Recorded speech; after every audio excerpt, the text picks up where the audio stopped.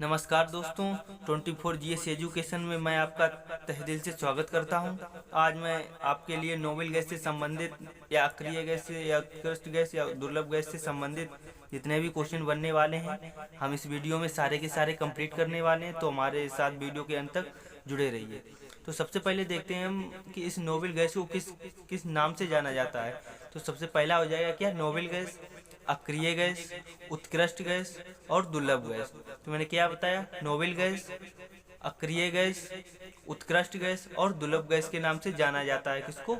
Noble gas को। आपसे exam में पूछा जाता है, काफ़ी बार ये नाम दिए गए हैं और पूछा भी गया है कि किस नाम से किस गैस को जाना जाता है। तो याद रखिएगा, नोबेल गैस के कितने नाम हैं? 4 नाम हैं। उसके बाद पूछा जाता है कि आवर्त सारणी के शून्य वर्ग या वर्ग 18 में किस तत्व को रखा गया है। तो आपको क्या बताना है कि आवर्त सारणी के शून्य वर्ग या वर्ग 18 में रखा गया किसको? नोबेल गैस को।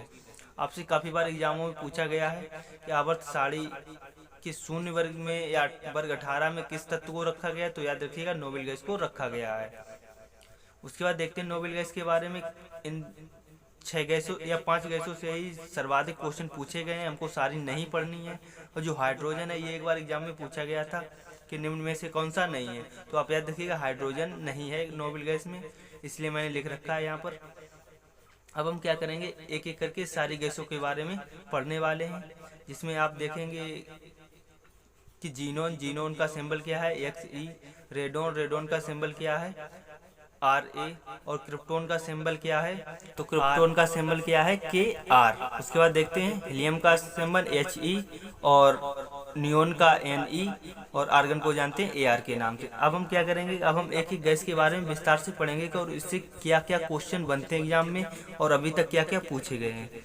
इन गैसों की अगर हम खोज की बात करें तो लोकेयर और रैमजे और एक और वैज्ञानिक थे जिसका नाम था क्या? रैले। इनके द्वारा की गई थी इस गैस की खोज। अगर पूछा जाए आपसे कि कुल गैसों का कितने परसेंट वायुमंडल में अक्रिय गैसें हैं, तो आपको याद रखना है कितने परसेंट है? तो 1%। 1% क्या है कि कुल गैसों की अपेक्षा वायुमंडल में 1% गैस कौन सी गैस पाई जाती है? नोबेल गैस, अक्रिय गैस, उत्कृष्ट गैस या दुर्लभ गैस पाई जाती है। किसमें? वायुमंडल में। उसके बाद देखते हैं किसके बारे में? हीलियम के बारे में। तो आइए ज़्यादा वक्त न गवाते हुए शुरू करते हैं। तो देखते हैं हीलियम के बारे में। जो हीलियम की खोज की गई है वो किसके द्वारा की गई है? तो हीलियम की खोज में 2 लोगों का श्रेय जाता है। एक तो जो हुई खोज किसमें हुई? सौरमंडल में। और दूसरी किसमें हुई? खनिज में। अगर पूछा जाए आपसे कि सौरमंडल में किसके द्वारा खोज की गई है, तो सौरमंडल में की गई है फ्रैंकलैंड और लोकेयर के द्वारा। और आपसे पूछा जाए खनिज में किसके द्वारा की गई है, तो वो की गई है रैमजे के द्वारा। मैंने क्या बताया? खनिज में की गई है रैमजे के द्वारा और सौरमंडल में किसके द्वारा की गई है? फ्रैंकलैंड और लोकेयर के द्वारा। तो याद रखिएगा इसके बारे में, सौरमंडल में फ्रैंकलैंड और लोकेयर के द्वारा की गई है और खनिज में रैमजे के द्वारा की गई है।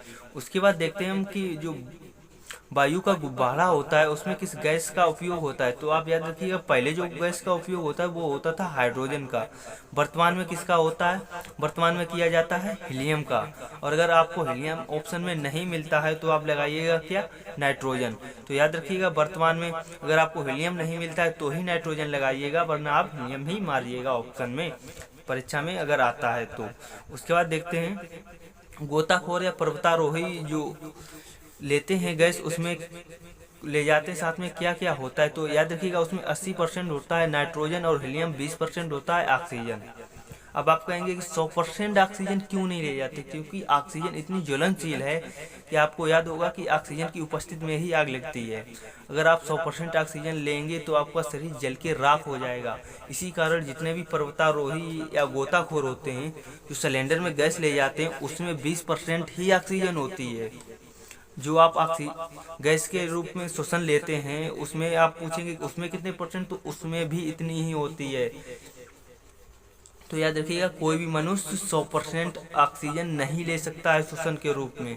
उसके बाद देखते हैं क्या निष्क्रिय वातावरण के उत्पन्न करने में किस गैस का उपयोग होता है। तो याद रखिएगा, वो भी किसका होता है? तो हीलियम का होता है। उसके बाद देखते हैं जो धातुएं वायु में सरलता से ऑक्सीकरण हो जाती हैं उनकी बिल्डिंग में किस गैस का उपयोग होता है। तो याद रखिएगा, जो धातुएं वायु में आसानी से ऑक्सीकृत हो जाती है, उन्हीं धातुओं के बिल्डिंग में किसका उपयोग होता है, तो हीलियम का होता है। अगर आपसे पूछा जाए कि बिल्डिंग गैस किसको कहते हैं, तो याद रखिएगा बिल्डिंग गैस कहा जाता है एसिटिलीन को। तो याद रखिएगा बिल्डिंग गैस किसको कहते हैं, एसिटिलीन को कहते हैं क्या, बिल्डिंग गैस। मैंने आपको क्या बताया कि जो धातुएं वायु में सरलता से ऑक्सीकृत हो जाती हैं, सिर्फ हम उन्हीं गैसों की जो बिल्डिंग में किस गैस का उपयोग करते हैं, हीलियम का करते हैं। अगर आपसे पूछा जाए कि बिल्डिंग गैस कौन सी है, तो याद रखिएगा एसिटिलीन गैस, जो कि एक बिल्डिंग गैस है, इसी का उपयोग बिल्डिंग के रूप में किया जाता है। अगर आपसे पूछा जाए बिल्डिंग गैस कौन सी है, तो आप लगाइएगा एसिटिलीन। उसके बाद देखते हैं नियोन गैस के बारे में, जिसका सिंबल है Ne, और इसकी खोज की गई थी रैमजे के द्वारा। तो याद रखिएगा नियोन गैस की खोज किसने की थी, तो रैमजे ने की थी। उसके बाद देखते हैं कि नियोन गैस से क्या क्या क्वेश्चन बनते हैं और अभी तक क्या क्या एग्जाम में पूछे गए हैं, नियोन गैस के ऊपर कितने क्वेश्चन आए हैं, तो उसको भी देखते हैं। सबसे पहले देखते हैं नियोन गैस से क्या क्वेश्चन पूछा गया है कि विद्युत के संकेत देने के लिए, जो विद्युत के संकेत देने के लिए किस गैस का उपयोग होता है, तो याद रखिएगा नियोन गैस का उपयोग किया जाता है। किसके, विद्युत के संकेत के रूप में किस गैस का उपयोग होता है, आपसे एग्जाम में पूछा जाएगा, तो आप याद रखिएगा नियोन। उसके बाद देखते हैं खतरे का संकेत देने के लिए किस गैस का उपयोग होता है, तो वो भी हो जाएगा ऑप्शन क्या, नियोन। याद रखिएगा जो खतरे के संकेत दिए जाते हैं उसका उपयोग किससे किया जाता है, किस गैस के द्वारा किया जाता है, नियोन के द्वारा। उसके बाद आपसे पूछा जाएगा साइन बोर्डों में किस गैस का उपयोग होता है, तो वो भी होगा नियोन। उसके बाद आता है हवाई अड्डे में संकेत के रूप में किस गैस का उपयोग होता है, तो वो भी होगा नियोन। उसके बाद आता है रंगीन बल्ब बनाने में किस गैस का उपयोग होता है, तो वो होगा नियोन। अक्सर कर लोग क्या करते हैं कि आर्गन मार देते हैं, क्यों, क्योंकि आर्गन जो गैस होती है विद्युत बल्ब के अंदर भरी होती है। तो आप याद रखिएगा कि नियोन गैस का उपयोग किया जाता है रंगीन बल्ब बनाने में। उसके बाद देखते हैं हम आर्गन गैस के बारे में, जिसका सिंबल क्या है, Ar, और इसकी खोज किसके द्वारा की गई, रेले के द्वारा।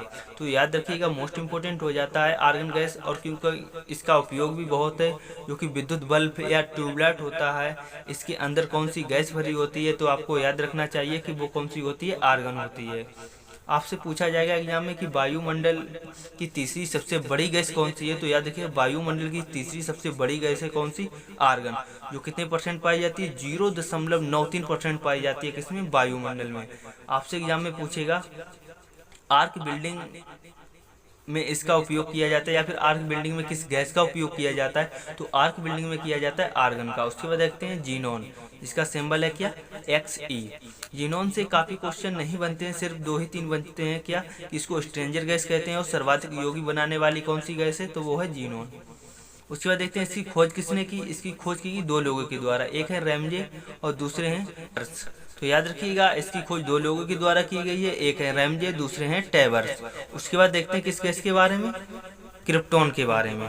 क्रिप्टॉन का सिंबल क्या है, तो क्रिप्टॉन का सिंबल है Kr। तो याद रखिए क्रिप्टॉन का सिंबल क्या है, क्रिप्टॉन का सिंबल है Kr, और इसकी जो खोज की गई है वो की गई है रैमजे के द्वारा। अभी तक एक ही क्वेश्चन पूछा गया क्या, कि कॉस्मिक किरणों के मापन में किस गैस का उपयोग होता है, तो वो हो जाएगा आपका क्रिप्टॉन। उसके बाद आता है क्या, रेडॉन गैस के बारे में पढ़ेंगे, जिसका सिंबल क्या है, Rn है। इससे क्या क्वेश्चन पूछा जाता है, ये गैस तब उत्पन्न होती है जब वातावरण में, जब भूकंप आता है तब वातावरण में कौन सी गैस उत्पन्न होती है, आपसे पूछा जाएगा, तो याद रखिएगा रेडॉन। रेडॉन तभी उत्पन्न होती है जब भूकंप आने के समय इस गैस की मात्रा बढ़ जाती है, इसी कारण वैज्ञानिक बता देते हैं। इस गैस का उपयोग किसमें किया जाता है, तो आपको याद होगा शरीर में जब WBC की वृद्धि हो जाती है, जिसको कहते हैं ल्यूकीमिया रोग, और ल्यूकीमिया रोग को ही कहते हैं क्या, रक्त कैंसर। तो याद रखिएगा इसका उपयोग किया जाता है ल्यूकीमिया रोग या रक्त कैंसर WBC के उपचार में। उसके बाद आता है इसकी खोज की गई थी किसके द्वारा, डॉर्न के द्वारा। अगर आपको वीडियो पसंद आया तो दोस्तों शेयर जरूर कीजिएगा। धन्यवाद।